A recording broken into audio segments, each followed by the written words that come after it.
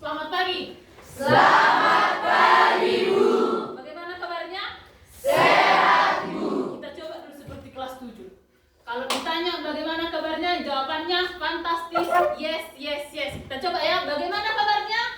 Fantastis. Yes, yes, yes. Terima kasih. Sebelum kita memulai pembelajaran kita, semua kita awali dari Doa. Siapa? Keisha, silakan berdiri. Ambil sikap berdoa.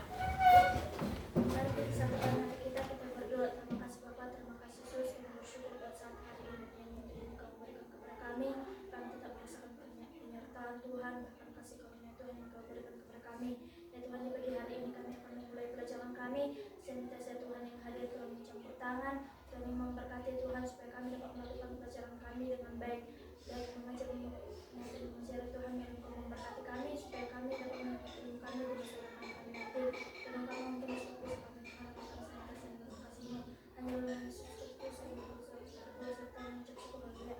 Amin. Terima kasih ya. Mana sekretaris? Dia. Bagaimana keadaan kelasmu hari ini? Nihil. Berarti semuanya hadir ya. Kalau minggu kemarin ada yang bolong itu kan? Iya. Siapa itu? Linda. Linda. Ya, terima kasih lah untuk kehadiranmu. Terima kasih juga kamu sudah mempersiapkan dirimu. Saya lihat juga ruangan kelasmu sudah bersih. Kamu sudah kelas 9, tentunya tidak perlu lagi ada aba-aba. Misalnya Pikarya, bersihkan itu, ada sampah seperti itu. Sekali lagi saya ucapkan kamu sudah mempersiapkan diri yang pertama, kemudian kamu juga sudah mempersiapkan lingkungan belajarmu. Saya pernah membaca, mendengar, bahkan mungkin kamu pun pernah mendengar itu. Katanya orang masa depan itu hanya dimiliki oleh orang yang menyiapkan hari ini, ya kan? Artinya jangan menunda-nunda. Yang saya pahami ketika kamu duduk di kelas 9, kamu sekarang masa-masa transisi mendekati kedewasaan. Termasuk mungkin kamu di posisi memilih apakah kamu sekolah di SMK, di SMA, di STM, atau di SMTK. Siapa yang sudah memilih di SMA? Yang memilih di SMK, di STM, yang masih ragu-ragu? Nah, ini ya, turun tangannya. Bagus ya. Artinya kamu harus mempersiapkan diri. Mau jadi apa kamu? Jadi di sebelum-sebelumnya kan saya sudah pernah jelaskan.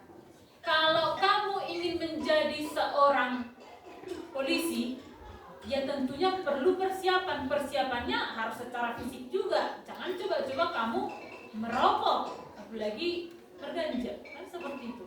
Kalau kamu jadi ingin polisi, kamu mau ingin jadi seorang guru, kamu harus mengasah mentalmu. Berbicara di depan orang seperti ini,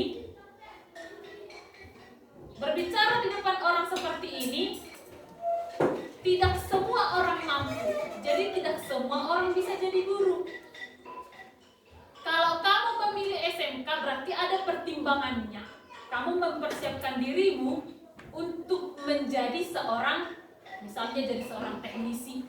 Siapa tadi mau di STM? Si Orlando mau jadi apa kamu Orlando? TKR. Apa itu? Oh, teknik mesin. Berarti mungkin suatu saat dia mau jadi seorang bengkel kan seperti itu kan?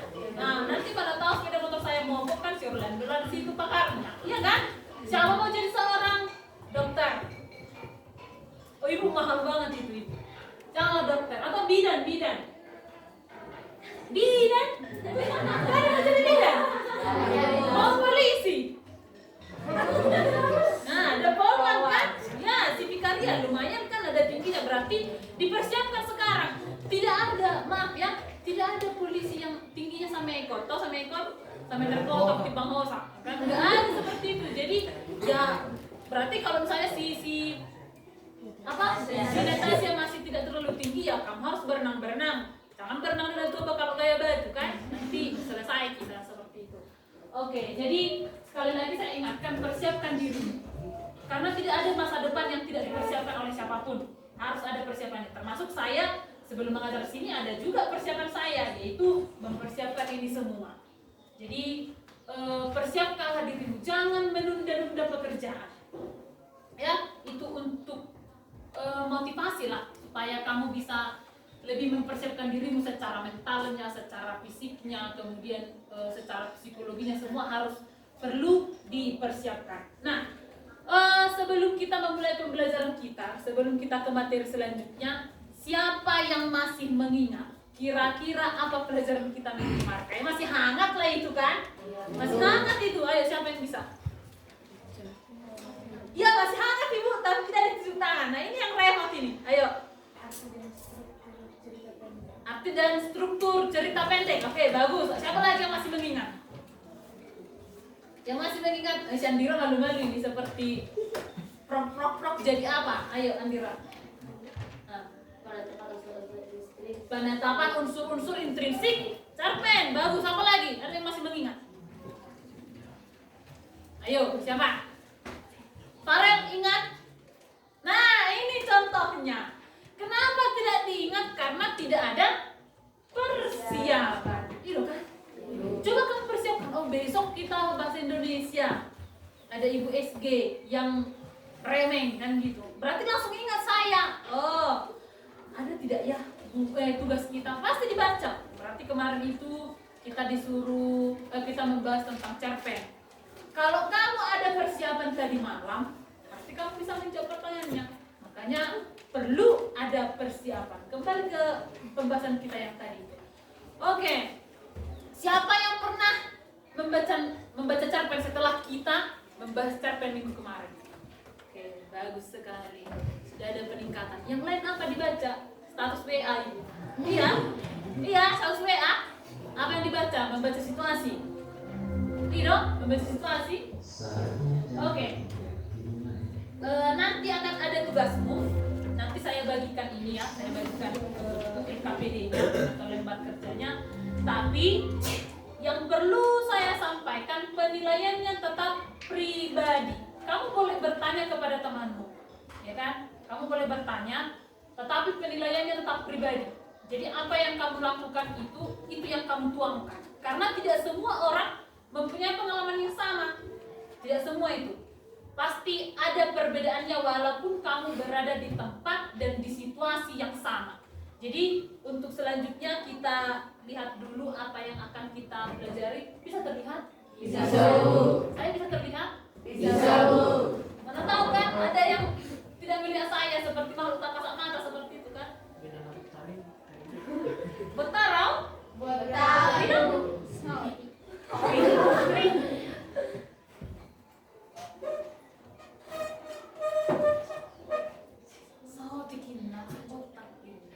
Oke, kalau kemarin kita sudah membahas tentang unsur-unsur intrinsik dan ekstrinsik cerpen, selanjutnya kita akan membahas ini. Apa judulnya? Struktur dan unsur kebahasaan teks cerpen. Kalau kamu ingat, waktu saya menampilkan Salindia PPT yang bagian bagian-bagian cerpen, itu ada saya tampilkan ini hanya sekilas saja, tapi nanti di pertemuan selanjutnya akan kita bahas secara lebih lanjut, ya kan? Ada saya sampaikan seperti itu kan? Nah, sekarang kita belajar tentang struktur dan unsur kebahasaan cerpen.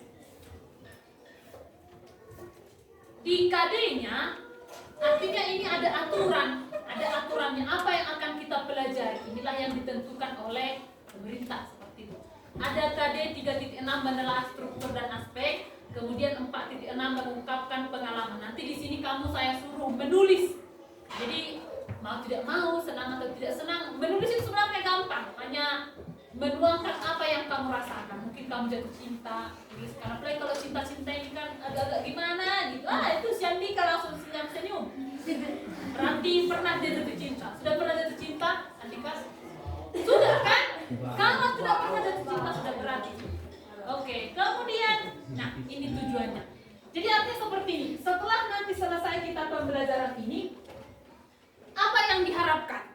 Yang pertama, peserta didik kami, anak-anak kami nanti harus mampu menganalisis struktur teks cerpen. Jadi dalam suatu teks itu apa strukturnya? Sama dengan manusia, sama dengan kamu. Kita juga ada strukturnya kan? Ada kepala ini, ada badan. Bayangkan cuma kepala kamu semua. Kan gak mungkin kan? Atau kamu cuma badan semua. Pernah melihat hantu tanpa kepala? Wih, berarti Pak Mata Dewi sudah di kelas. Yang kedua, peserta didik mampu menganalisis ke bahasa. Bahasa ini bagaimana? Bahasa Indonesia yang baik dan benar. Tidak semua bahasa yang kita pakai itu adalah benar. Misal, tidak mungkin kamu tuliskan dilarang ribut, kamu tulis di pasar. Gak mungkin kan? Jadi maksudnya orang berjualan benar. Gak bisa. Atau mari kita bernyanyi sepokoknya dalam hati. Coba. Bisa tidak?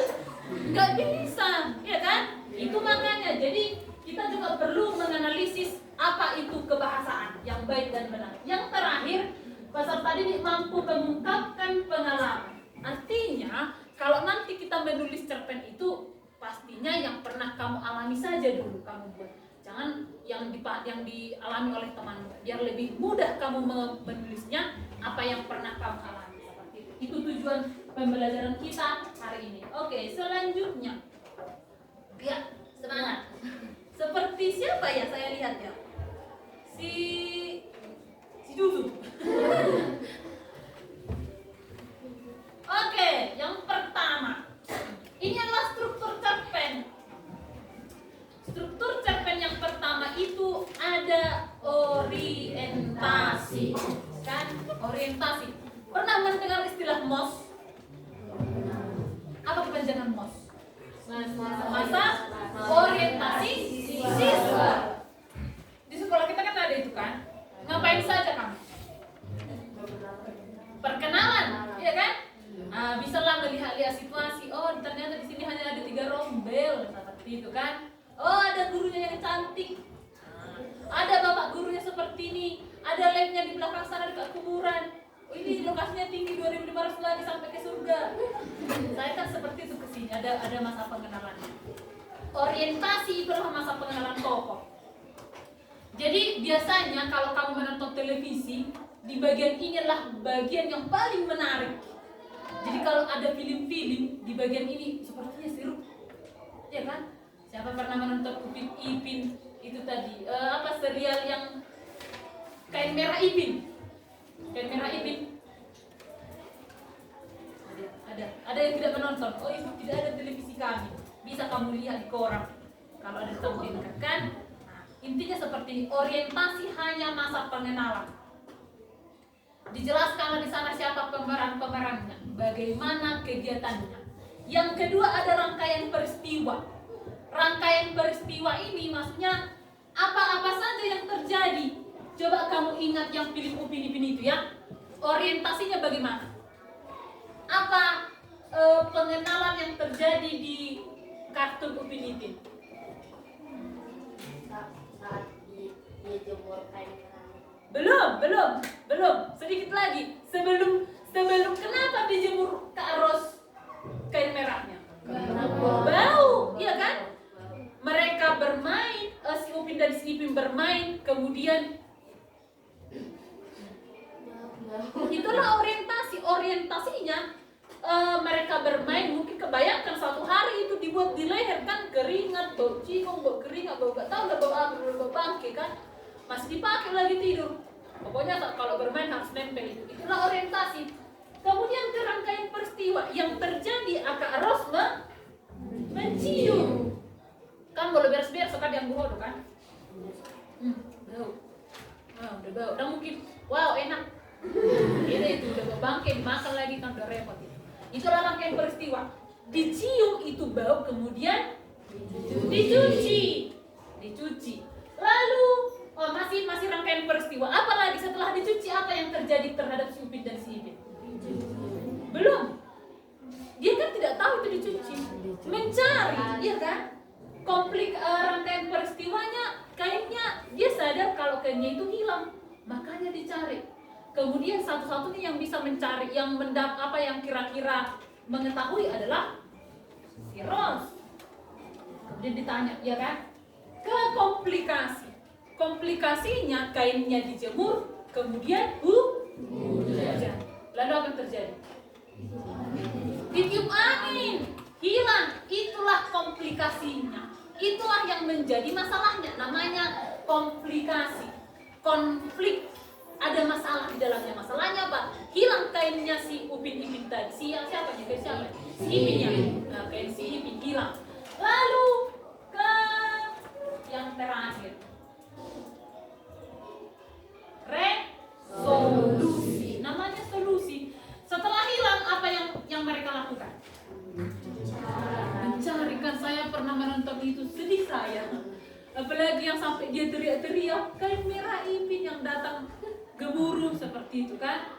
Kasihan dia, dicari-cari sampai mereka bersama kawan-kawan, walaupun ada si Fiji yang kadang gak ada akhlak kan.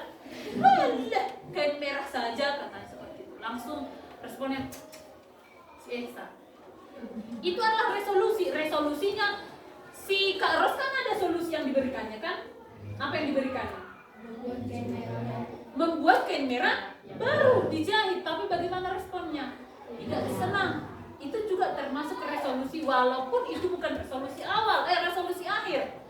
Resolusi akhirnya apa? Apa resolusi akhirnya? Si Opa memberikan kain merah si Upin. Itulah resolusinya. Jadi suatu cerita harus terdiri dari yang keempat itu. Ada orientasi, pengenalan, ada rangkaian peristiwa, apa kejadian-kejadiannya. Yang ketiga ada konflik, ada komplikasi, ada masalah yang ditimbulkan. Yang terakhir ada resolusi atau masalah, atau solusi. Kemudian ini aspek kebahasaan berkenaan tadi yang saya sampaikan, ada dalam penulisan cerpen itu harus menggunakan bahasa Indonesia yang baik dan benar. Benar tidak kalau suatu cerpen itu menggunakan kata lo gue? Tidak.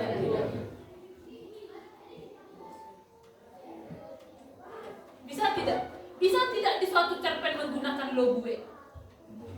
Bisa tidak? Tidak. Siapa yang mengatakan bisa? Gak usah takut. Siapa yang mengatakan bisa? Ayo. 1, 2. Yang mengatakan tidak? Mengapa? Tidak baku. Misalnya tidak baku. Tetapi pada kenyataannya bisa. Makanya menggunakan bahasa Indonesia itu harus yang baik dan benar. Baik menggunakan lo gue dalam cerpen. Tapi apakah itu benar? Tidak. Tidak benar.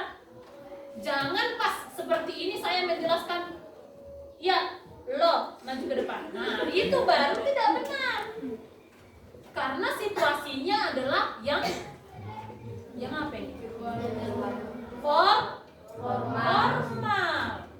Jadi jangan kamu presentasi nanti, ya gue akan mempresentasikan. Nah nanti ya kalau kamu maju ke depan, nama saya Poteria Sinaga.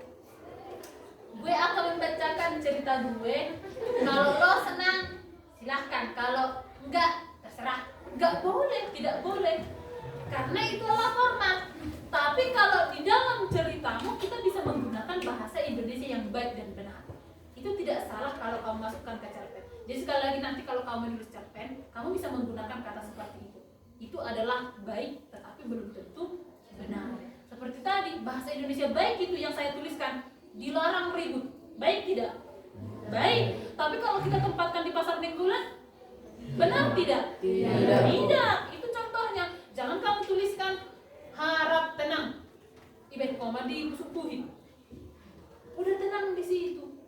Bayangkan, kamu ngapain ke pasar Elvian? Biasa ibu mencatat orang ribut. Semua ribut di situ. Mencatat orang ribut, bahasanya benar tidak? Benar tidak? Benar. Tapi apakah dia itu tepat? Tidak. Bayangkan kamu ke pasar mencatat orang ribut. Enggak mungkin kan? Nah, seperti itu. Yang pertama, menggunakan kata yang menyatakan urutan waktu. Ini hampir sama dengan konjungsi yang kemarin kita bahas, itulah ada temporal. Jadi saya dulu waktu seumurmu kalau menulis cerpen pasti judulnya itu pada suatu hari. Itu kan? Padahal kalau kamu baca-baca di cerpen tidak seperti itu semua. Mungkin kamu bisa membuat saya mencintai dia. Nah, di awal saja matanya hidungnya mancung ke dalam, matanya dua merlakok. Merlakok ada matamu? Dari bodoh. Merlakok pada sempang nggak merlakok matamu seperti ini kamu terus. Iya kan? Tahu lakok? Nggak tahu lakok? Ini lakok. Tuh, itu lakok. Ya ampun. Jadi kalau sempak matamu nggak pernah tuh kan seperti ini kamu terus. Tidur pun seperti ini terus. Bayangkan kan? Nah, itu. Menggunakan kata yang menyatakan urutan waktu. Seperti zaman dahulu, kemudian sore tadi, suatu hari. Siapa pernah di sini jalan-jalan satu kelompok seperti itu? Misalnya dari gereja atau dari TK, SD, ayo siapa? Siapa? Kemana?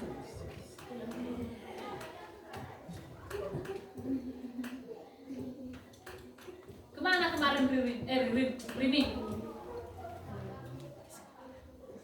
Ke sekolah. Itu berkelompok kan? Walaupun kamu satu kelompok mau ke sekolah contohnya, apa sama pengalamanmu dari rumah ke sekolah? Iya. Walaupun kita sama-sama berangkat, yang satu keluarga, yang satu rumah, berangkat dari rumahnya sampai ke sekolah, pengalamannya tidak akan sama. Nah, mungkin kamu menulisnya tadi pagi saya berangkat ke sekolah. Saya kembarlah si Rini dan si Rina. Si Rini menuliskan suatu hari. Si Rina menuliskan tadi pukul 07.30. Pasti berbeda. Yang kembar identik sekalipun berbeda. Jadi dalam penulisan cerpen yang pertama sekali kita lihat adalah ada urutan waktu. Itu biasanya diawali dari kalimat pertama, paragraf pertamanya itu. Yang kedua, menggunakan kata-kata menggambarkan sesuatu apa yang dipikirkan. Seperti gelisah, sedih, takut, bersabar. Dari mana kamu orang tahu seseorang itu gelisah? Gerak, gerik, bagus. Apa lagi? Raut wajah. Apa lagi? Kalau sedih, dari mana kamu tahu dia sedih? Pendiam seperti itu kan? Kalau dia senang, ceria, wajahnya juga ceria, senyum-senyum. Beda dengan Ronald dan itu kan? Itu bukan senang tapi gila. Lalang kok.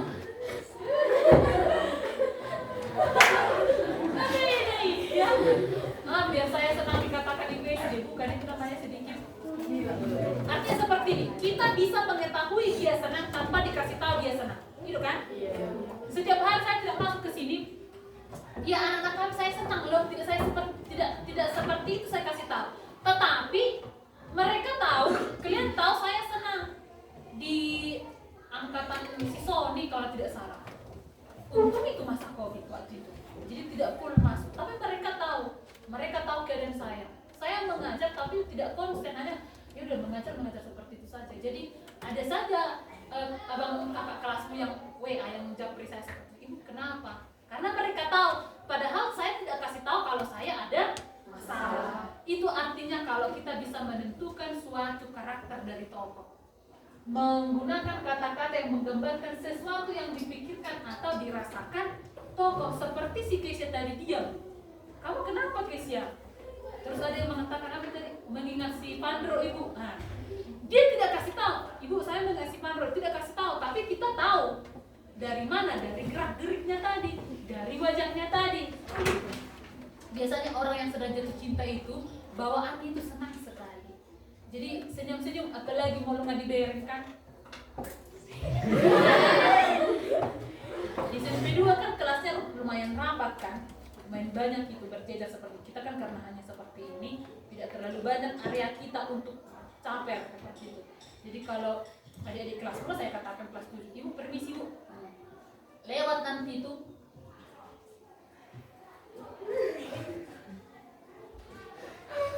Kenapa ibu? Kenapa? Enggak apa-apa ibu. Padahal ada yang disenangi di kelas itu atau mengerjakan tugas.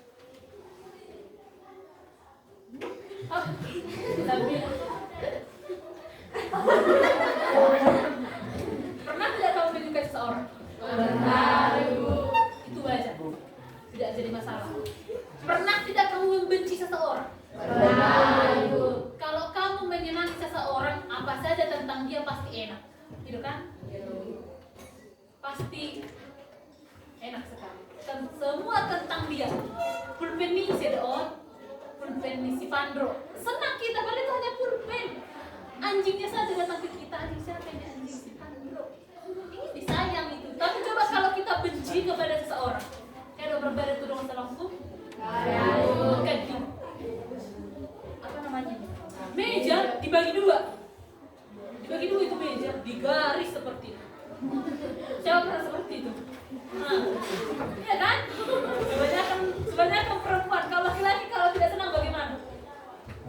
Momentum bukan?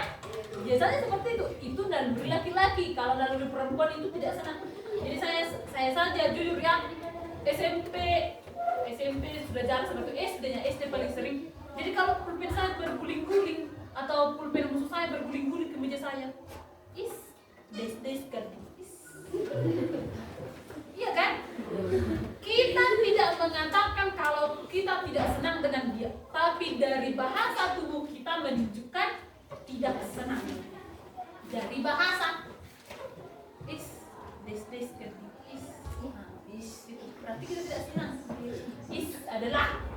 Oke, yang ketiga, menggunakan dialog sebagai gambaran atas percakapan terjadi antar tokoh. Jadi kalau cerpen itu wajar apa yang dikatakan si A dan apa jawaban si B. Biasanya apa tandanya? Diikuti apa? Tanda kutip pembuka dan kutip penutup. Itu tandanya ya. Lalu yang terakhir ada majas. Apa itu majas? Siapa pernah mendengar majas? Gak pernah kamu dengar majas? Ya saya masuk tadi. Iya kan? Lebak korek. Oke. Apa itu majas? Inilah majas. Baca dulu Nyonya Andika. Majas adalah bahasa khas. Majas adalah bahasa kias. Bahasa yang digunakan untuk menciptakan efek atau kesan imajinatif bagi penyimak atau pembaca. Majas adalah bahasa kias. Ada bahasa yang secara tidak langsung disampaikan. Jadi harus ada seperti kesan imajinatif, ada kesan estetik. Pernah kan dengar kata estetik kan? Nah, sebelum menyampaikan sesuatu yang disampaikan itu. Misalnya seperti ini, begitu lonceng anak-anak SMP 1 Tahap Negeri 3 Nenggolan berhamburan. Ya udah, itu hanya makna biasa. Tapi kalau seandainya kamu tuliskan, mereka berlari seperti anak ayam kehilangan induknya. Bukan berarti kamu adalah ayam, tetapi dilambangkan dengan seperti itu, dengan bahasa kias tadi. Nah, ini ada 3 majas, ini yang paling sering muncul. Nanti di soalmu juga ada seperti ini. Jadi kamu harus benar-benar pahami apa perbedaan yang ketiganya. Yang pertama ada simile. Simile ya, bukan smile. Smile itu senyum. Majas ini sering juga disebut dengan bahasa figuratif. Oke. Majas ini, sebenarnya majas itu ada berbagai macam. Ada majas perbandingan, majas pengulangan, ada 4 itu. Tapi yang paling sering muncul, apalagi yang mau ujian hari apa, hari Sabtu, ini perlu kamu ingat, ada simile, metafora, personifikasi. Dan satu lagi sebenarnya ada itu hiperbola. Tapi yang paling sering adalah ini, yang ketiga ini. Ya, yang pertama adalah simile atau asosiasi. Nah, ini jangan sampai salah. Ada kemarin saya jumpai di kelas menulis asosiasi, ditulis sosialisasi. Beda ya, simile atau asosiasi. Di sana dituliskan, baca dulu Orlando, 4.1. Simile atau asosiasi adalah majas yang menghubungkan dua hal yang berbeda yang sama. Biasanya majas ini terdiri dari bagaikan sumpah seperti laksana contoh bidadari. Simile atau asosiasi adalah majas yang membandingkan dua hal yang berbeda, tetapi sengaja dianggap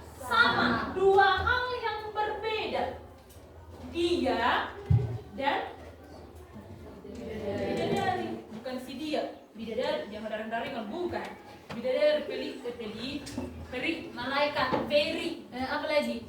Pokoknya yang santai-santai lah itu. Nah, yang berbeda tetapi dianggap sama karena dia cantik. Bidadari kan identik dengan cantik. Tidak dong hidup ke bidadari yang ada identik dengan jelek, ya kan? Lewat si Mopi yang gak berbulu, bidadari. Oh, iya kan? Ya. Oke, kita lihatlah karena ini hampir sama dengan metafora. Kita lihat metafora. Metafora adalah majas perbandingan langsung secara singkat dan padat. Contoh, dia dianggap anak emas di keluarganya. Apa yang membedakan? Kalau kamu lihat di sini ya, metafora. Ini disebut dengan perbandingan langsung. Kalau yang di atas perbandingan tidak langsung. Hampir sama. Jadi nanti ada kan soal, jangan sampai kamu terkecoh antara asosiasi dengan metafora. Apa yang membedakannya? Ini. Bagaikan seumpama seperti laksana bak. Kalau di metafora dia tidak ada seperti itu. Misal kita ganti ini. Dia dianggap sebagai anak emas di keluarganya. Berarti majas apa? Simile. Jadi kalau sudah ada kata bagaikan seumpama seperti laksana bak, itu adalah simile. Tapi kalau tidak ada, itu adalah metafora. Kita lihat contoh yang lain. Poteria, kambing hitam di kelasnya. Poteria, entah bagaimana saking kurangnya poteria ini kan mau poteria kambing hitam di kelasnya. Nah, bukan berarti si poteria ini wujudnya kambing. Enggak mungkin di sekolah namanya kambing kan? Namanya tadi majas, bahasa kias, bahasa tidak langsung. Kecuali kita buat seperti ini. Poteria bagaikan kambing hitam di kelasnya. Ini kita anggap A, ini adalah B. Yang mana di sini yang metafora? Poteria kambing hitam di kelasnya. Yang A atau B? A. Yang asosiasi? B. B. Apa alasannya? Ada kata bagaikan. Sudah? Itu cara cepatnya. Jadi langsung ingat saja kalau sudah diikuti dia dengan kata bagaikan seperti laksana, itu adalah asosiasi atau sendiri, metafora tidak. Kemudian yang ketiga, personifikasi. Kamu fokus ke kata yang ketiga ya, personifikasi. Ada kata person. Dalam bahasa Inggris itu artinya orang. Person. Ini memang sedikit kamu harus lebih jeli, tetapi kuncinya atau cara cepatnya itu personifikasi. Berarti ini adalah majas yang membandingkan benda mati seolah-olah hidup. Benda mati seolah-olah hidup. Personifikasi adalah majas yang membandingkan benda-benda tidak bernyawa seolah-olah hidup. Contoh, daun kelapa melambai-lambai di tepi pantai. Tahu melambai-lambai? Seperti dada, seperti itu. Pulpennya menari-nari di atas meja. Bagaimana mungkin pulpen menari kecuali ada meja? Iya kan? Mungkin ada pesudah merah yang menggerakkan. Bisa jadi. Pulpennya menari-nari di atas buku. Itu adalah personifikasi. Jadi yang ketiga ini kamu fokus saja, yang ketiga ini akan ada soal nanti yang mana dia simile, metafora dan personifikasinya. Lanjut.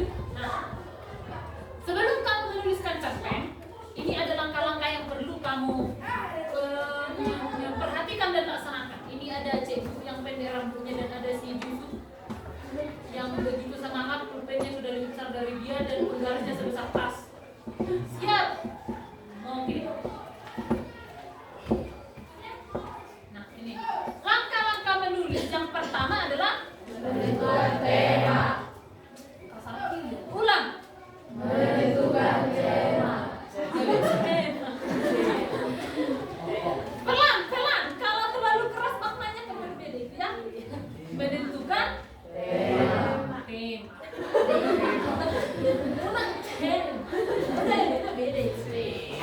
Jadi segala sesuatunya, menulis cerpen, menulis novel, menulis puisi yang seperti yang mau dilombakan di hari guru yang akan kita lakukan, yang pertama sekali tentukan adalah tema atau topik apa yang akan disampaikan, apa yang akan diproses. Seperti ya kita ada perlombaan menghias kelas, langsung disampaikan Pak MP kan kemarin temanya adalah Hari Guru. Itu dia yang pertama. Yang kedua, tentukan gaya mencerita atau sudut pandang. Kalau kamu menceritakan orang lain boleh, kamu menceritakan orang pengalaman sendiri boleh, itu tidak jadi masalah. Itu yang kedua. Yang ketiga, menentukan watak. Oh, nanti kalau saya bercerita, nanti si dia Lukisa jadi seorang protagonis. Nanti bandingnya itu si Yusuf. Nah, si Yusuf itu, karena hanya si Yusuf seorang yang ada dalam hati. Nanti jadi protagonisnya si si Farel, Pebinor, berebut. Contoh, itu hanya contoh. Latar, di mana peristiwanya? Saya pernah membuat ini di kelas entah di SMP 2 kalau tidak salah. Latarnya langsung mereka tentukan itu seperti karena pernah mereka jalan-jalan ke Parbaba, ke Pasir Putih, langsung latarnya ya udah hanya sekitaran di Parbaba itu. Jadi kalau kamu menemukan cintamu di SMP Negeri 3 ini, ya latarnya SMP 3 lah. Jangan, nggak usah sampai ke sekolah tani kan seperti itu. Nanti kamu buat kenenggolan ke Delo Sanggur enggak? Apa latarnya? Di mana kamu mengalami peristiwa? Ya. Lalu alurnya. Nah, alurnya tadi ada berapa?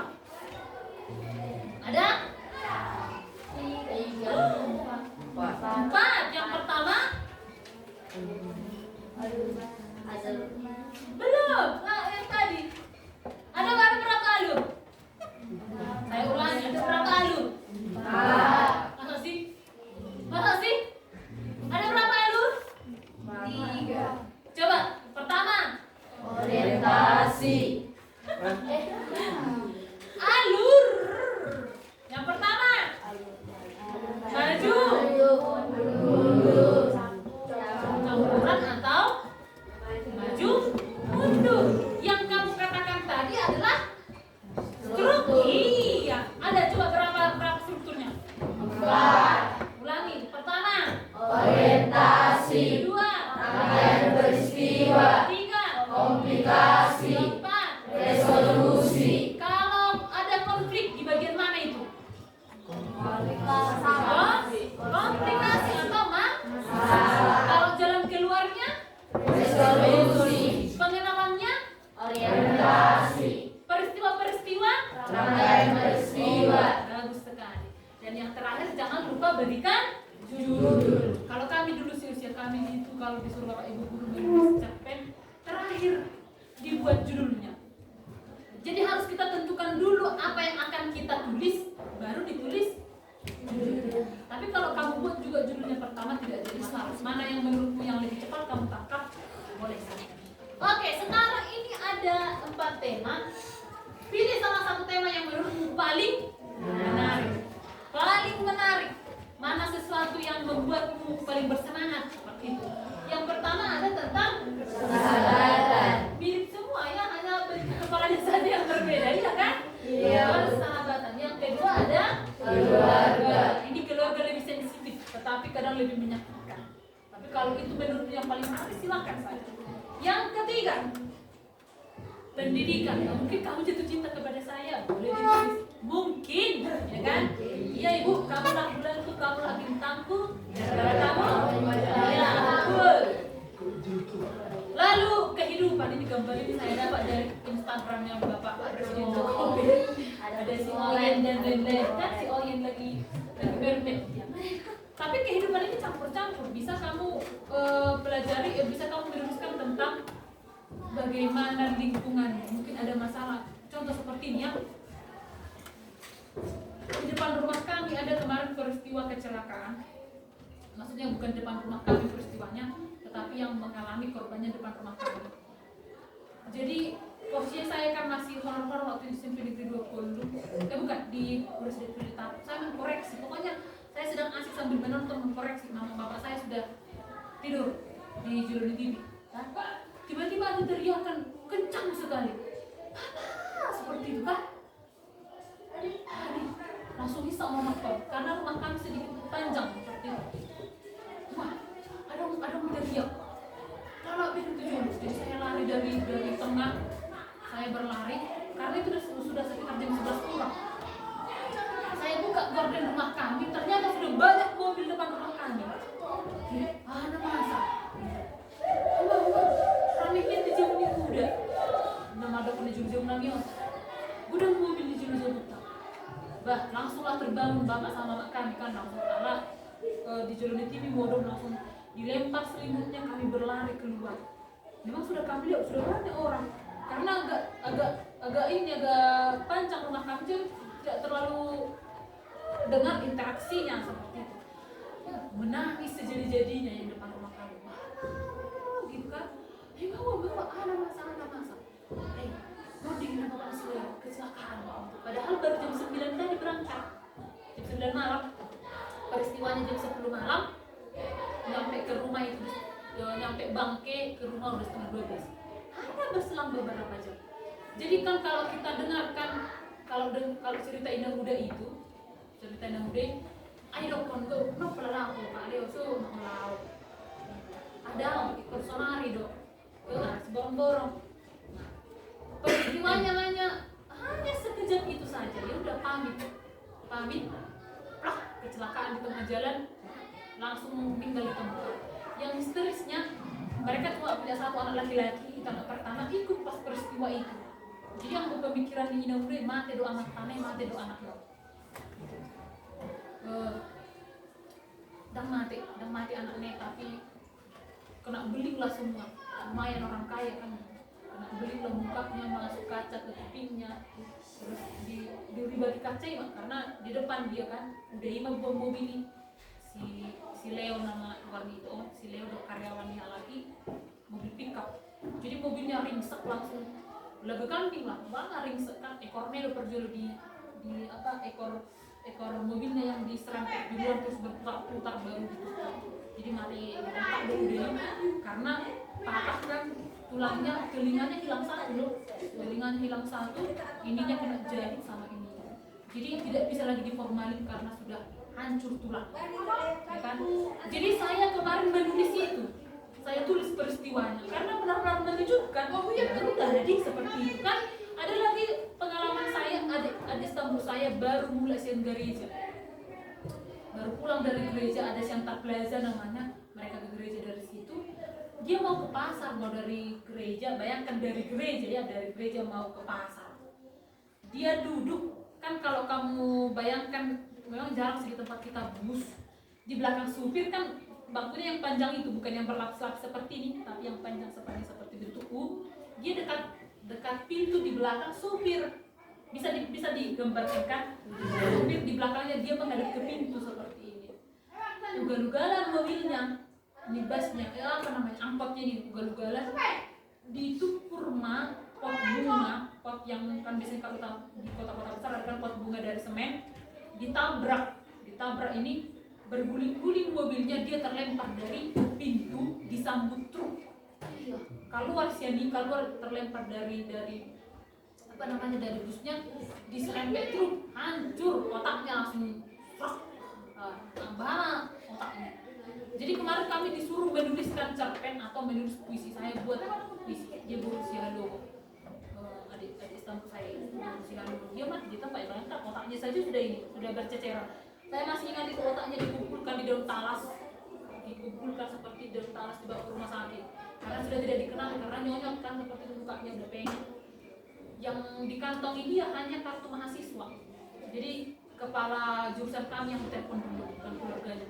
Jadi kepala jurusan kami yang mengambil dari rumah sakit yang akan dari keluarganya. Jadi pengalaman seperti itu bisa kita tuliskan. Artinya sudut pandang saya sudut pandang orang ketiga. Bukan saya yang mengalami kan, keluarga saya, adik status saya yang mengalami. Jadi itulah yang dituangkan di sana. Itu kisah tentang kehidupan. Oke, sekian dan terima kasih. Nah, ini ada LKPD. Silahkan kamu isikan. Jangan bagian sudut sebelah kirinya dituliskan namanya. Ya, dituliskan. Lalu ada soal 10 di belakang, itu saya menentukan apakah dia asosiasi, simile atau personifikasi. Silakan kamu isi. Nah, dibagi seperti ini, ya. Diambil satu di apa namanya? Dikirim. Kirim.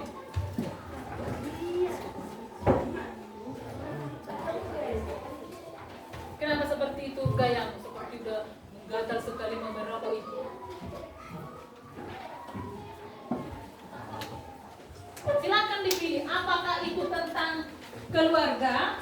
Apakah itu tentang sahabat? Mungkin kamu punya bestie.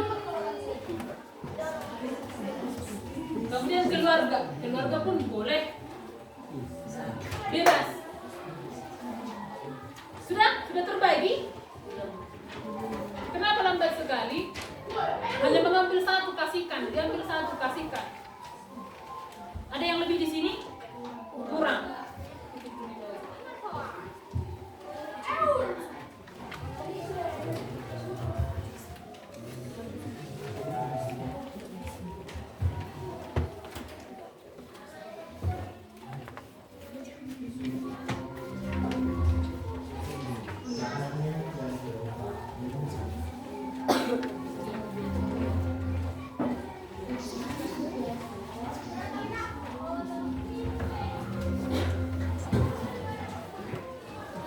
Ada yang lebih? Berapa lagi? 3. Oh ya, berapa? Ditulis dulu namanya di bagian sudut kananmu, berarti sudut kananmu, tuliskan namanya. Baru silahkan diciptakan sebuah cerpen atau mungkin yang kemarin, yang penugasan kemarin, kamu masukkan ke dalam apa temanya. Maka temanya, kemudian pokoknya isilah sesuai dengan yang ada di dalam kolom. Kalau ada yang belum jelas, boleh ditanya. Jangan ditanya, ibu jawabannya apa? Tidak, itu kan berbeda. Apa temanya, apa judulnya, kemudian orientasinya. Ibu ini tidak muat loh ibu. Nah ini yang mau saya sampaikan. Di penugasan kemarin kan, yang ada cerpen kan. Nah itu kamu pindahkan yang mana orientasinya, yang mana rangkaiannya, yang mana komplikasi dan resolusinya. Kamu tulis saja di sini. Tidak usah di bukumu, karena ini nanti mau saya kumpul. Tuliskan di sini. Di belakang kan ada bahan di lembar kosong kan? Ya Bu, tuliskan saja di bagian belakang. Silakan. Iya, waktumu hanya 25 menit. Berarti 10, 25. Nanti 10.25 itu dikumpul. Iya. Orientasinya dituliskan. Mana yang jadi rangkaian peristiwa di dalam cerpen itu tuliskan. Jangan lupa ada 10 soal di belakangnya itu, yang mana dia tema, yang mana dia personifikasi, kan ada 10 itu. Dibuka dulu halaman kedua yang saya bagikan. Tentukan jenis majas pada kalimat berikut. Tadi kan ada 3 majas, ya kan? Yang pertama ada simile, yang kedua metafora, yang ketiga personifikasi. Jadi di antara yang ketiga itu kamu pilih, isilah di dalam kolom yang ada di lembar kerja. Bisa ya? Silahkan. Oh, saya kasih waktu saja 30 menit, nanti 5 menit lagi sini. Berarti harus selesai tepat pukul 10.30. 10.30. Kita kasih waktunya 5 menit lagi. Silakan.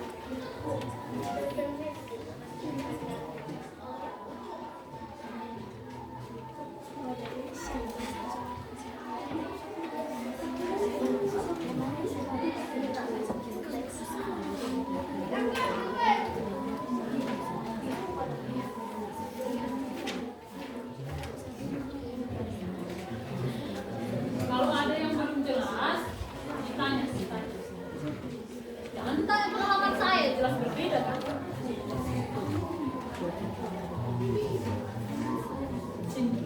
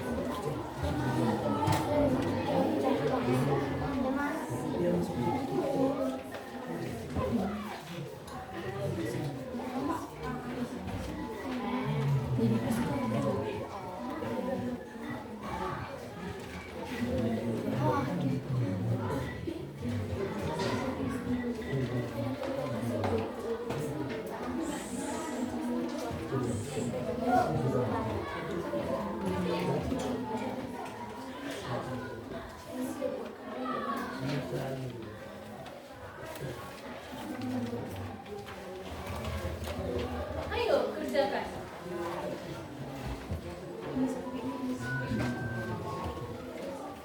Nanti sekali orang yang siapa yang buat itu?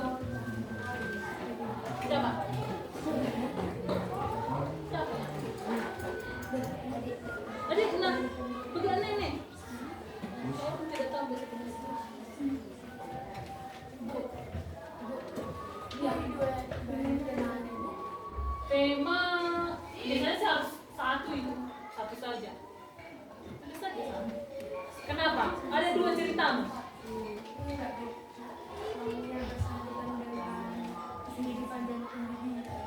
Oh, tulis saja gini. Oh, pendidikan saja.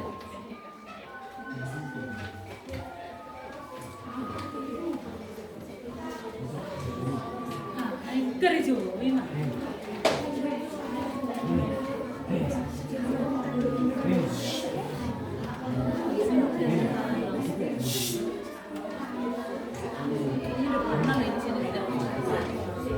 Iya, saya udah baca cerita ini. Saya udah baca ini Pak Rer, kamu jangan bohongi saya.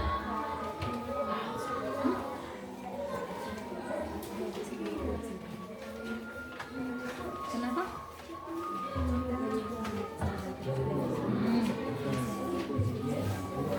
Oh, keluar persahabatan saja. Iya, persahabatan saja. Coba judulnya.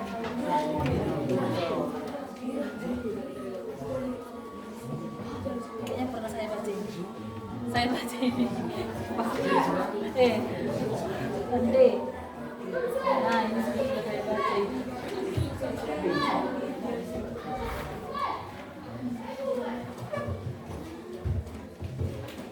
Jangan lihat dari belakang, lihat dari depan. Bagus-bagus. Artinya bisa seseorang itu dari depan dia seperti Meriam Belina, dari belakang seperti Meriam Belina, dari depan seperti Meriam Belina.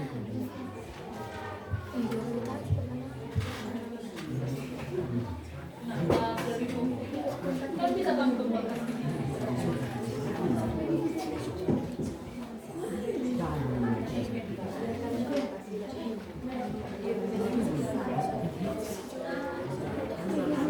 Ya, silakan sambil minum, jangan sampai tengges.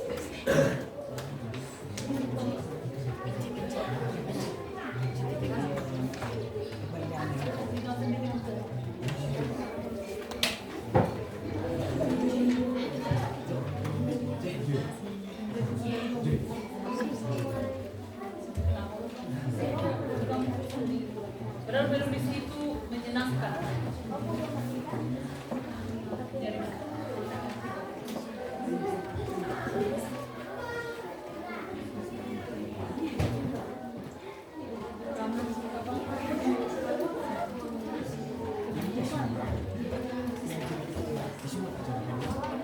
Hati-hati menuliskan. Nanti saya juga menilai kaidah kebahasaan.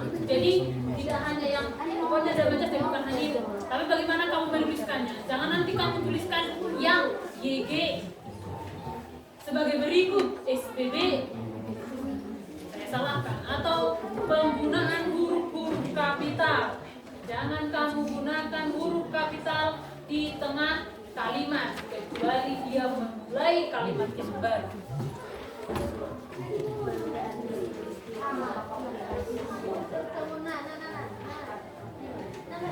Di mana ada masalahnya? Misalnya kamu jalan-jalan kan uangmu hilang, masalahnya uangnya hilang. Tapi kalau rangkaian peristiwa sebelum hilang uang itu kamu ngapain saja? Atau misalnya kamu terjatuh, sebelum terjatuh itu apa yang kamu lakukan? Itu rangkaian peristiwa. Komplikasinya kamu terjatuh. Tapi itu jatuh cinta. Resolusinya kamu dibawa ke bengkel, menghabiskan bau-baunya.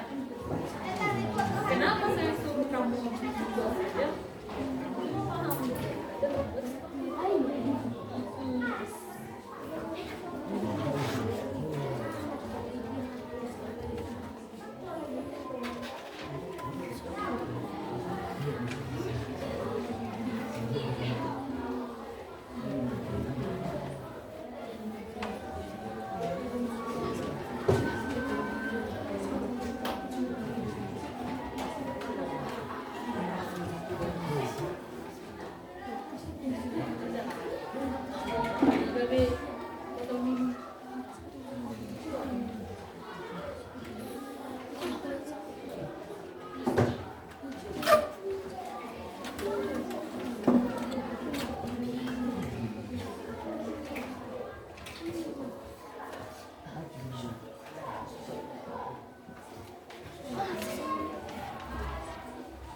Ayo, Johnson. Kenapa kamu coret bukumu ini? Kenapa coret ini, Pak?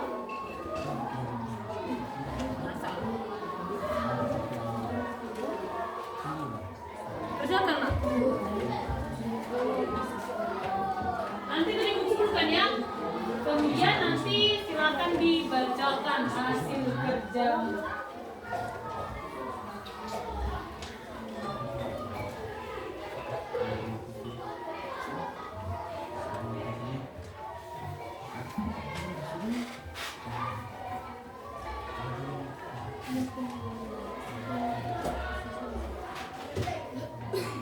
Waktumu sekitar. Saya kan seperti tadi kan ditanya kawan ibu, bagaimana cara membedakan apa tadi komplikasi dengan rangkaian peristiwa? Misalnya ketika kamu kemarin jalan-jalan, ya kan? Kamu berenang di Danau Toba, kemudian kakimu terkilir. Masalahnya kakimu terkilir. Komplikasinya adalah saat kakimu terkilir. Rangkaian peristiwanya apa? Sebelum kakimu terkilir, kamu ngapain? Resolusinya karena kakimu terkilir, jadinya kamu tidak jadi berenang. Kamu dibawa ke bengkel karena baunya longgar. Enggak diceklis. Majas apa dia?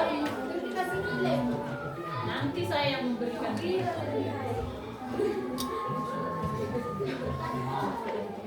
Iya, saya tahu itu.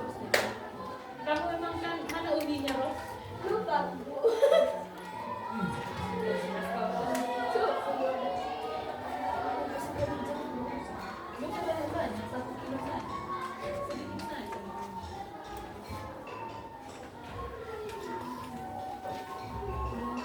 Boleh sambil minum, silakan.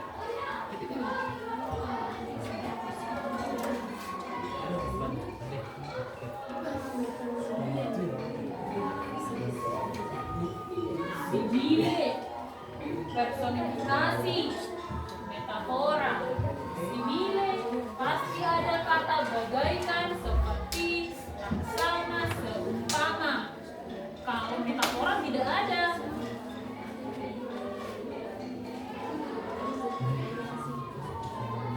Hiperbola yang tinggi, tapi hiperbola tidak ada sih di pembahasan.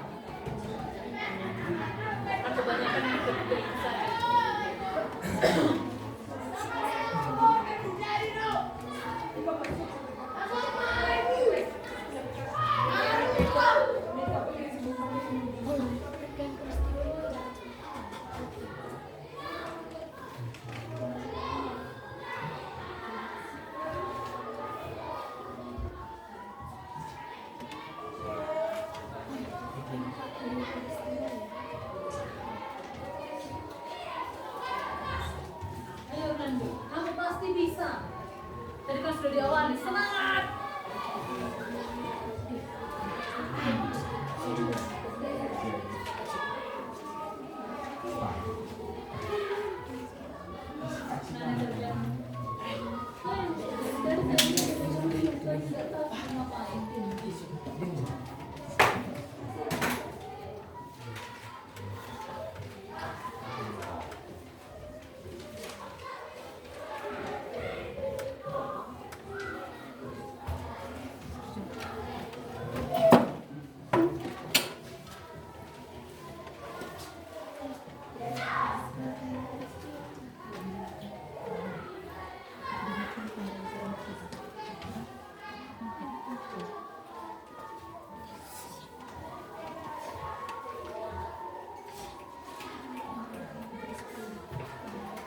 Ayo, ada yang sudah siap?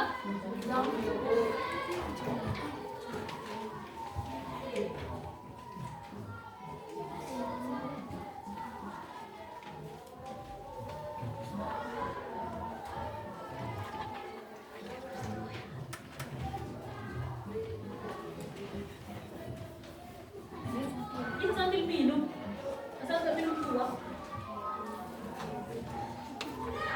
Nanti kamu tenggen di sini kan, repot saya.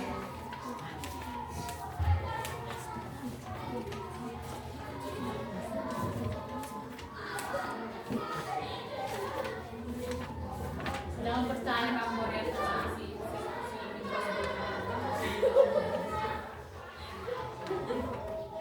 Waktumu 10 menit lagi.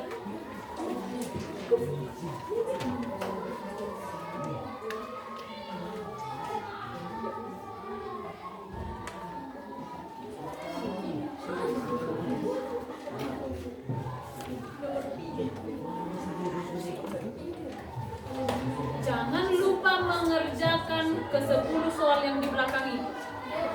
Ya. Hah? Ufuk matahari dari ufuk timur, berarti dari bagian timur.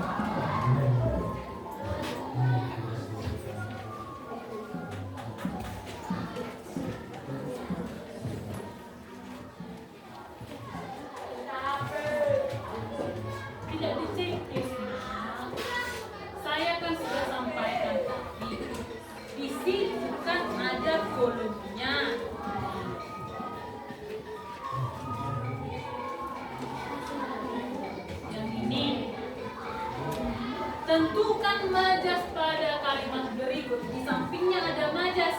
Majas apa? Apakah dia asosiasi atau simile atau personifikasi?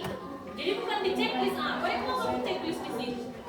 Kecuali saya suruh kamu, manakah kalimat di bawah ini yang mengandung majas, baru kamu checklist. Dipahami isi kalimatnya. 5 menit lagi.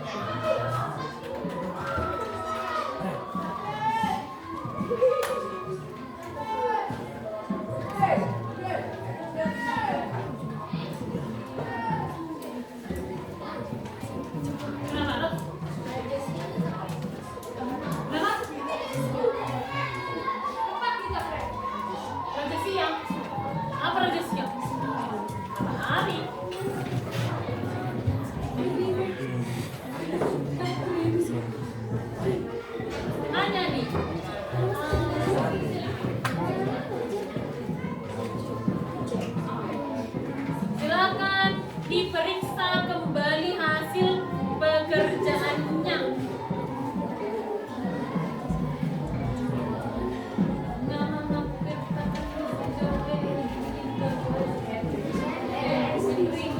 Mana si Joel?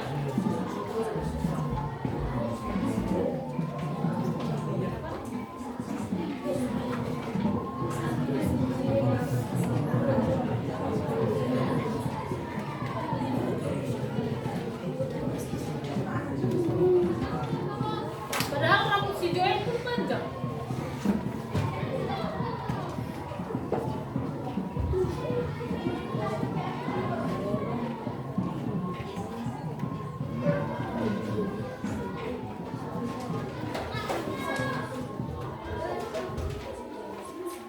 Diperiksa kembali.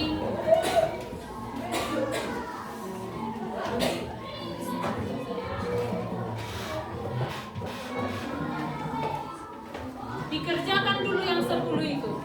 Nanti LKPD-mu dikumpulkan bersama buku catatanmu yang ada cerpennya. Sudah? Kalau ada hektarnya bagus. Jadi isi dulu yang 10 itu. Yang majas-majas itu silakan kamu isi. Waktu 4 menit lagi.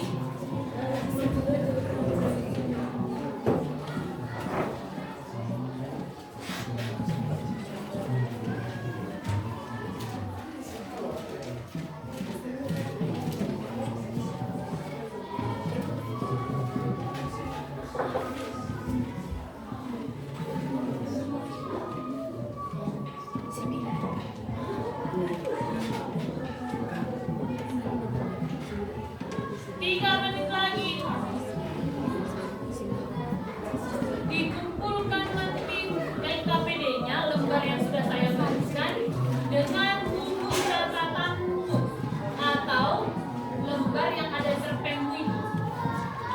Kalau tidak bisa kamu tulisnya di buku catatan, silakan kertas, tidak apa-apa, ini bisa dilipat.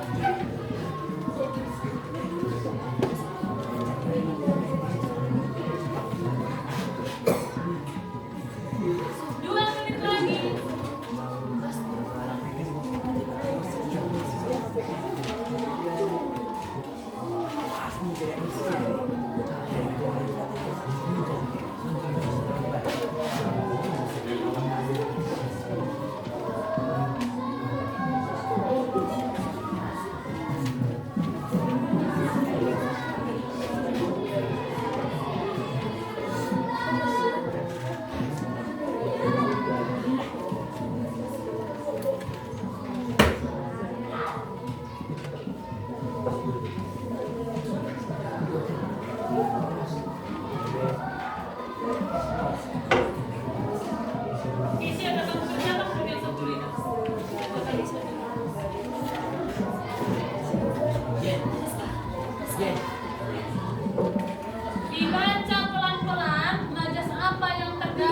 di setiap kalimat 10 kalimat yang ada di buku itu. Perpustakaan adalah gudang ilmu.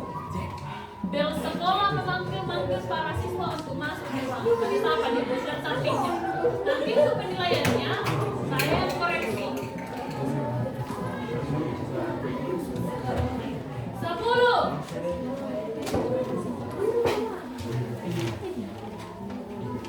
9, 8.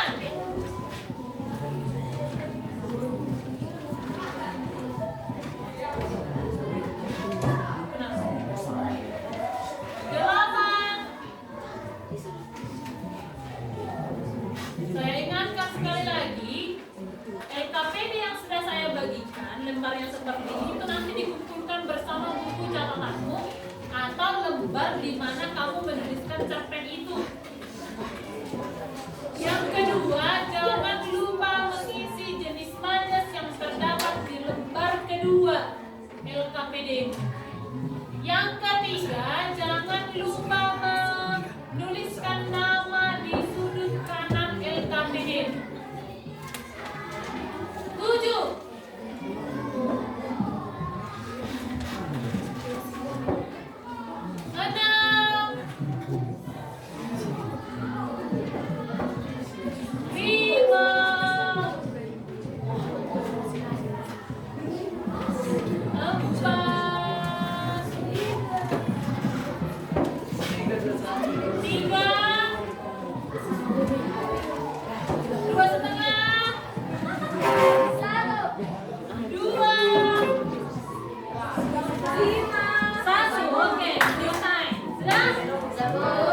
Kira-kira sebelum ditunjuk, siapa yang mau membacakan hasil cerpen?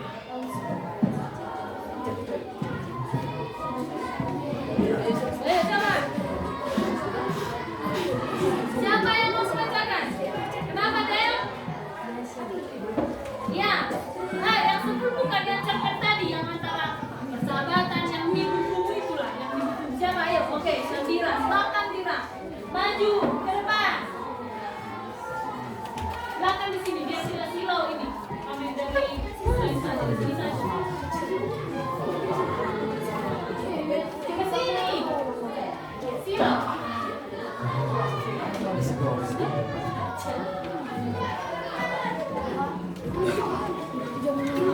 Oke, dengarkan dulu temannya. Ada cerita Sandira yang mungkin begitu sulit untuk dipahami. Silakan Dira. Yang kok suaranya Dira karena teman-teman membuat ini. Saya akan membawakan cerpen yang belum membantu cita-cita temanya ikan. Menggantung cita-cita. Jadi bukan hanya hubungan saja yang digantung. Ayo. Tersebutlah dan jauh di sana terdapat negara yang semua di dalamnya terbuat dari bantal. Karena di sana empuk sekali sehingga cita-cita terjatuh tidak akan merasa sakit. Langit adalah dinding bantal besar yang mengelilingi negara tersebut yang dipegang dan dapat digunakan untuk bersembunyi. Awan adalah batang-batang besar yang menggantung sangat tinggi di langit. Namun karena tanah yang begitu empuk, orang-orang di sana berjalan dengan sangat lambat. Begitupun saat bekerja. Di negara itu tinggal seorang anak bernama Batavia atau biasa dipanggil dia. Ia adalah anak yang pemberani dan penurut, namun orang tuanya sangat miskin. Suatu hari gurunya di sekolah mengatakan, "Gantunglah cita-citamu setinggi awan di langit, anak-anak." Hari demi hari pertanyaan itu mengganggu pikiran dia. Sejak itu, dia menyusun rencana untuk melaksanakan nasihat gurunya. Ia menuliskan cita-citanya di secapit kertas. Lalu ia naik ke atap gedung yang paling tinggi di negara itu sambil membawa sebuah tanggal lipat. Karena semua benda di negara itu terbuat dari bantal, tidak ada gedung yang terlalu tinggi karena mudah dirobohkan oleh angin. Sehingga meski berada di atap gedung yang paling tinggi, awan masih sangat jauh di atas sana. Maka dia pergi membeli semua tanggal lipat yang ada di negara itu. Butuh waktu sangat lama untuk berjalan kaki mengelilingi negara. Teman-temannya mulai khawatir karena dia tiba-tiba menghilang. Setelah memberi penarikan, dia menyandarkan kata-kata itu di langit agar dia bisa mengikuti awan. Teman-temannya mengejek karena menurut mereka itu tidak mungkin dilakukan. Tapi dia pantang menyerah meski membutuhkan waktu lama. Dia mengejar tangga-tangga itu dengan sabar. Kadang dia terjatuh karena dihempaskan angin kencang. Jika terjatuh, teman-temannya tertawa. Tindakan dia menarik perhatian raja di daerah pantai.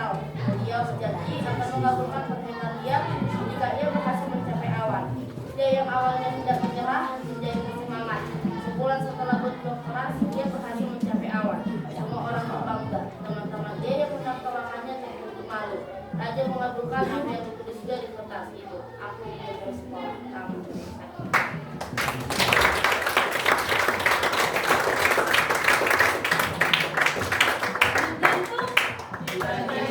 Jadi jangan sempat cita-citamu juga diganti, tidak enak, tidak enak. Jadi usahakanlah kamu harus bisa mencapai cita-citamu itu.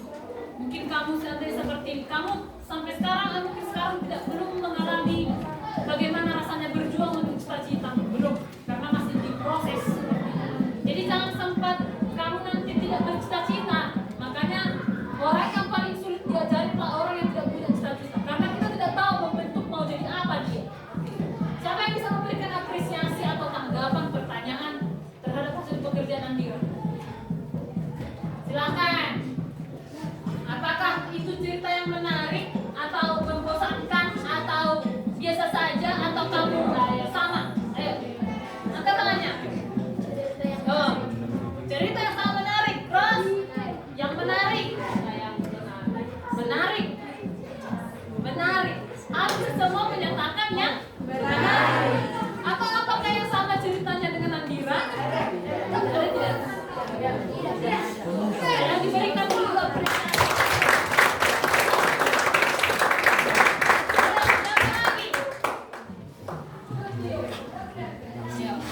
Winda sepertinya gerak sebelah kanan kita itu. Silakan Winda.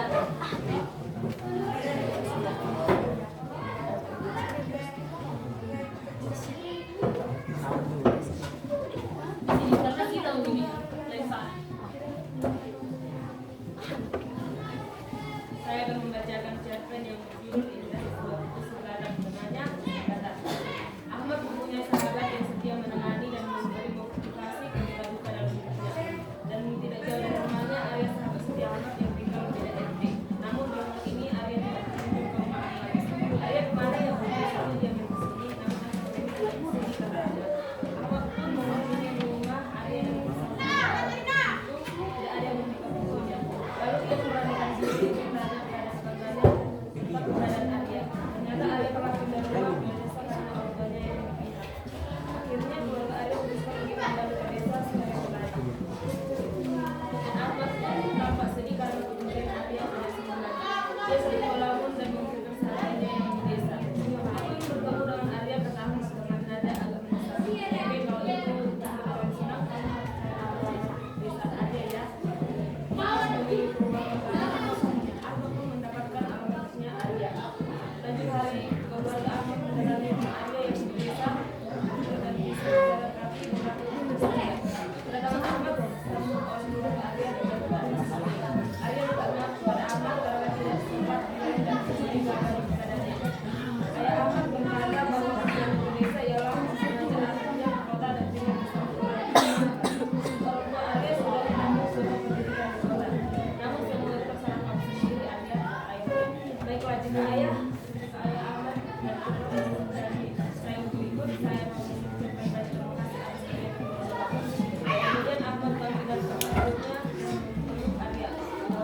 Tempatnya Ahmad lahir di Pulau Kota. Kini Arya tinggal bersama keluarga Ahmad di kota dan keluarganya tinggal di desa. Oke, tahan dulu. Tentang apa cerita dia? Tentang persahabatan. Mungkin di antara kamu ada yang punya sahabat sampai punya bestie. Ada kan? Nah, mudah-mudahan bestie-bestianmu kekal abadi, ya kan? Dulu saya punya bestie, lah terus berantem. Ternyata bukan bestie. Kalau dia namanya bestie, best yang terbaik kan seperti itu. Kalau ada masalah mereka yang selalu ada. Jadi bukan hanya untuk ketawa saja tentang persahabatan si Arya dengan si Ahmad. Katanya sampai dijumpai kan? Karena begitu besar rasa persahabatan. Oke, silakan duduk. Satu orang lagi. Ada yang silakan ada.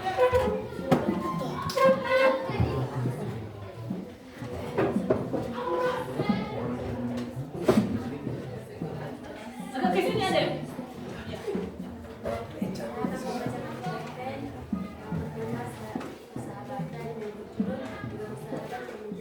Oke, tunggu. Apa judulnya? Tiga orang sahabat menjadi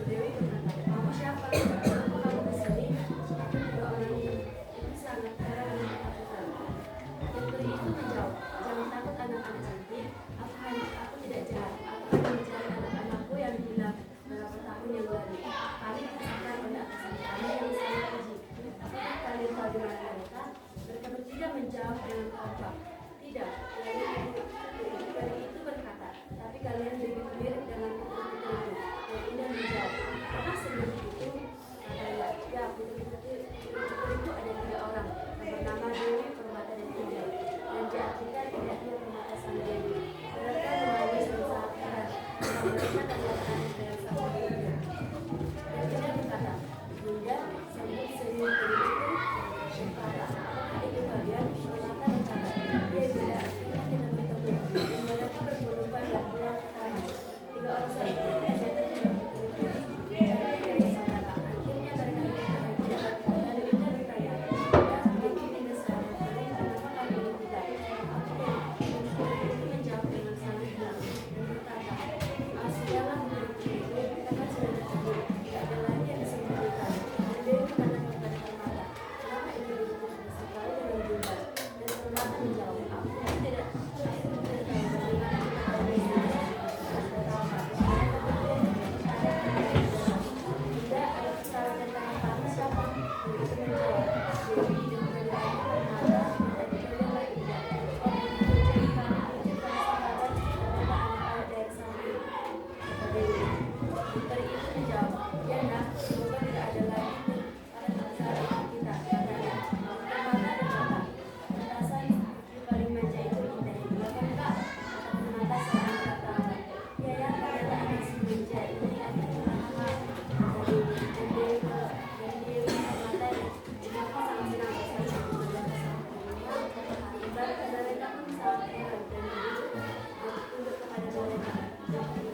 Permata menjelaskan kepada semua orang sambil masuk rumah. Dewi merasa khawatir dan Dewi berkata, nah kenapa? Dan Dewi menjawab sambil duduk, tidak apa-apa ibu, tapi bagaimana jika ibu akan pergi ke alam mimpi lagi dan Dewi berkata,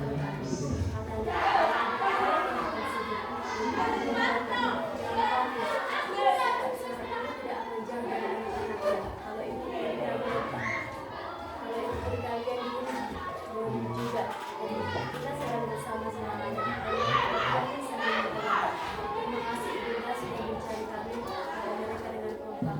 Sekarang kita bersama. Dan kami sahabat ternyata adik-adik kata Dewi. Terima kasih Pak, saya ingin menjaga bapak.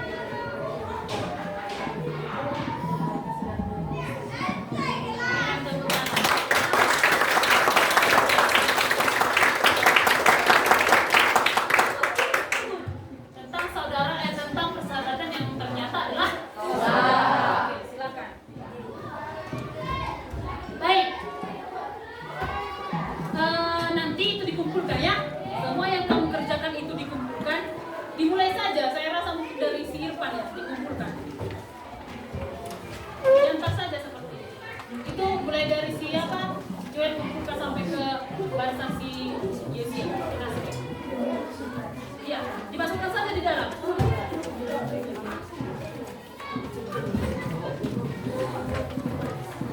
Ayo. Ayo cepat, cepat. Oke. Oke, nanti dilanjutkan nanti. Silakan. Nah, ini ada soal 10 soal. Ya. Seperti yang sudah kita laksanakan, itulah hasil kerja dari teman-temanmu, dari beberapa orang temanmu. Saya harapkan tadi semuanya mau maju, tapi mungkin karena waktu kita juga tidak mencukupi waktu kita ya. Jadi itu nanti biar saya mengkoreksi untuk melihat strukturnya seperti itu. Kemudian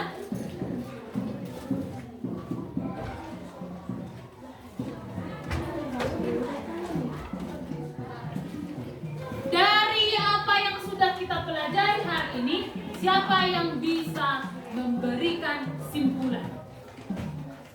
Apa simpulan dari yang kita pelajari hari ini? Ayo, siapa yang bisa memberikan simpulan? Apa yang sudah kita pelajari saat ini? Yang tadi beberapa menit yang lewat. Ayo, siapa? Hadiran? Tiga, apa itu? Nilai atau prestasi, Oke, bagus sekali. Siapa yang bisa menambahi pendapat Andira tentang simpulan yang kita pelajari? Mungkin tentang struktur cerpennya tadi. Ayo dia. Cerpen ada 4. komunikasi, Oke. bagian peristiwa, Oke. aplikasi dan kesulitan. Oke, bagus sekali. Berikan tepuk tangan semua. Seperti itu, artinya kamu jangan kosong datang, pulangnya juga kosong, harus ada yang lengket. Oke, ini ada soal 10. Ada 10 soal. Silahkan dibagikan seperti yang tadi. Itu langsung tuliskan namamu, baru jawabannya dipurungi saja di lembarnya. Ini menguji apakah kamu memang benar-benar sudah paham tentang majas tadi dan tentang struktur cerpen yang sudah kita pelajari. Ayo. Jangan tunggu dibaca dulu baru dibagikan, langsung ambil satu, ambil satu, bagi seperti itu. Ayo, silakan.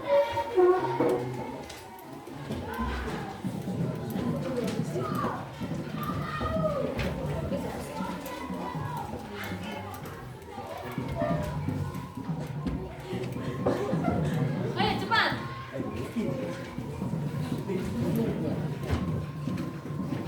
Itu berapa? Tuliskan nama dan jawaban. Silakan dibaca.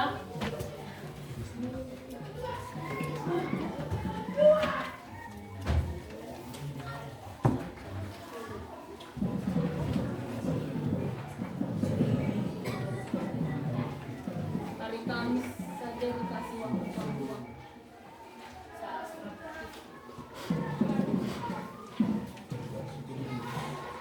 Ada yang kurang?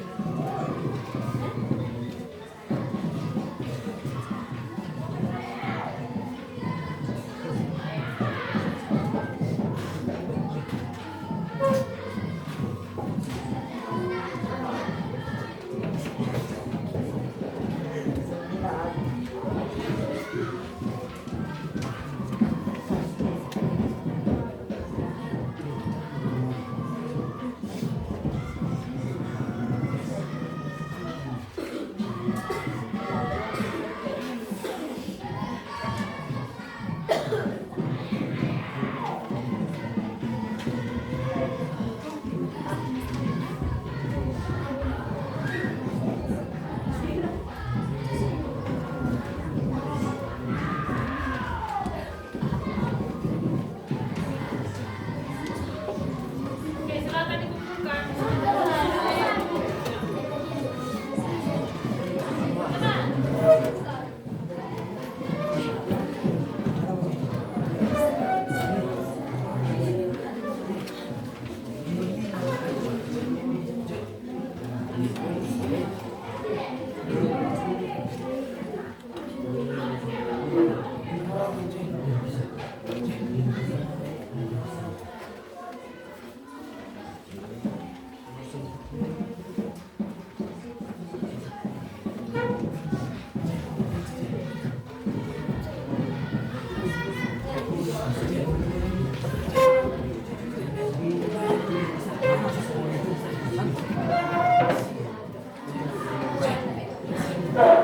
Kalau boleh satu orang, kalau ada yang ini yang udah sambil jalan, bawakan buku yang seperti itu.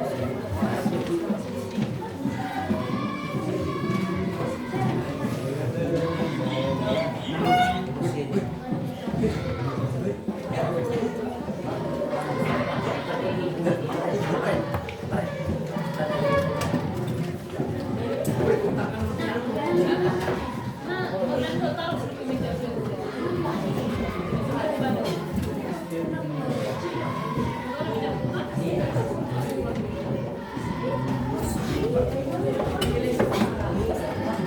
kalau bisa satu orang.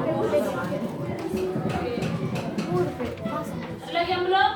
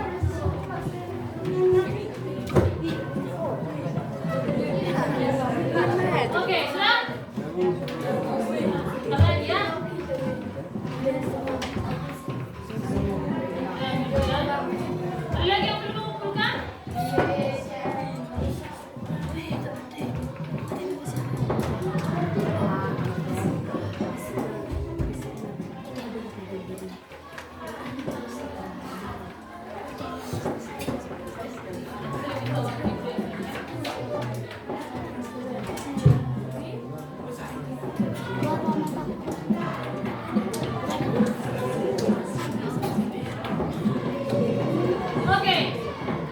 itulah pembelajaran yang bisa kita lakukan hari ini. Sebelumnya satu lagi pertanyaan saya. Siapa yang bisa memberikan refleksi? Refleksi. Kira-kira dari semua yang kita lakukan selain dari simpulan yang sudah kamu sebutkan, ada tadi 4 struktur cerpen, kemudian ada 3 juga majas, lalu ada lagi beberapa. Refleksinya apa yang bisa kamu lakukan?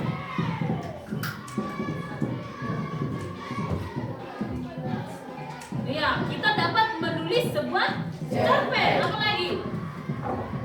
Mampu menuangkan ide-ide atau isi pikiran. Itu ya. Jadi menulis cerpen seharusnya hanya dari hati. Kalau kamu niat, udah kamu tulis saja, sederhana itu ya.